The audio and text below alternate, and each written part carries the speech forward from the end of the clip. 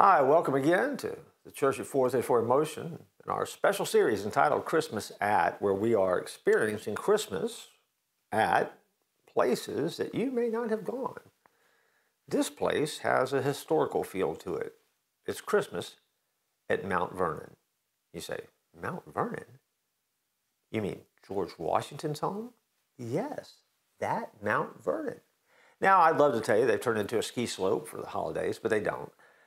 Apparently, George Washington not only was the father of our country, but he was a fan of exotic animals. In 1787, he paid 18 shillings to have a camel delivered to Mount Vernon to entertain his guests.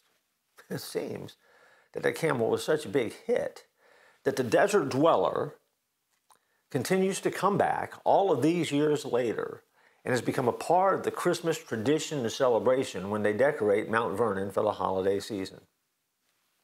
Each year at Mount Vernon, when you're there and you're visiting this colonial-type Christmas event, you can meet Aladdin, the Christmas camel. Every year, Aladdin is there. Aladdin's been there every year since 1787. You say, that is one old camel. Nope, different camel. Same name. What happens is the camels died through the years. You figured that out, of course, because if this was the original camel that George Washington rode on, well, that would be pretty spectacular, and probably we ought to just shut this down and go up there right now and take a look at it. But that's not the case. But every year, they just move a camel over from the Pony to Go Ranch, a petting zoo in Berryville, Virginia. And so right now, this year, Aladdin, the Christmas camel,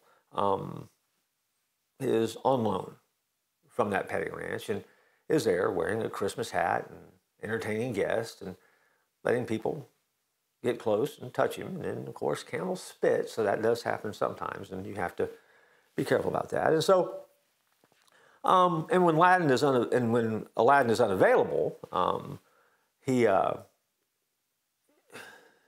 is just, well, it's just not a good day at Mount Vernon. And people will actually cancel reservations if the camel's not going to be there. You think I'm kidding? I'm not. This is such a big deal. Through the course of the year, Aladdin, the Christmas camel, oh, he gets rented out for parties because he's a celebrity. See, being Aladdin, the Christmas camel, is a good gig. And if you want to know how Aladdin the camel's doing, you can check his social media feed for updates. It'll tell you all about what he's got going on. But it doesn't matter where you go. Every place has their own unique Christmas traditions. If you would have told me before we started this episode, well, I knew it before because I have my notes, but if I would have told you before this episode, did you know that there was a Christmas camel that was a part of the Christmas celebration at Mount Vernon? Most of you would have said no. And if you say, I knew that, I'd probably question, well, how did you know that? Where'd you hear that?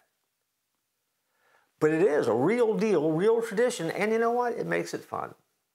George Washington thought it was important to entertain his guests, and he thought a camel would do it. Who knew the idea was going to stick? So George Washington, as father of our country, also was a very wise man, and he knew that the Christmas animal would do the trick. Now, camels are part of the Christmas story. You say, well, yeah, I guess the wise guys rode on one, right? Yeah, they probably did.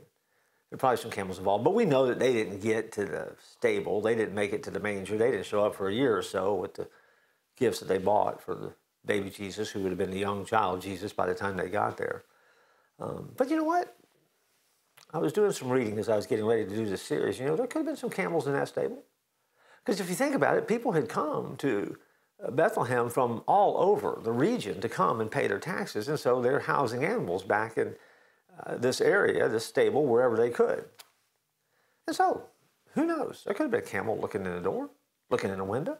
Could have been a camel looking there. Maybe George Washington knew what he was talking about. Maybe he knew that there was a Christmas camel way back when, at the very first Christmas. I don't see anything about it in Scripture, so I don't think he could be wrong. And we can't prove that he was or wasn't. But at the end of the day, those camels became mighty important in the story, especially for the wise men who came to give their gifts, their best, to Jesus. What I love about the wise men in the story, and of course, I know we've tacked them into the Christmas story, but you know, those guys are persistent. And God used them to accomplish some amazing things. And they stayed with it And they stayed on those camels and they got to where they needed to go. No matter what it took, they found Jesus. Maybe there's some good advice in that. Those camel riders from old remind us that sometimes you just need to do what it takes and stay on the journey. Thinking about Aladdin the camel at Mount Vernon reminds me that the camel was a good way for those guys to be transported to where they needed to be, and they stayed there, or stayed on the camel till they got there.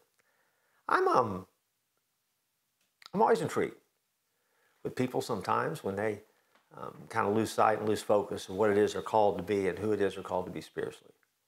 Maybe you're one of those people. If you are, here's my advice. You stay with it till you get there. You stay with it and stay on the journey till you get to know Jesus very, very well. You bring him the best that you have, and you'll be amazed at how he takes your best and makes it even better. That's part of the fun of celebrating Christmas. And so I look forward to joining you in our last episode of Christmas At.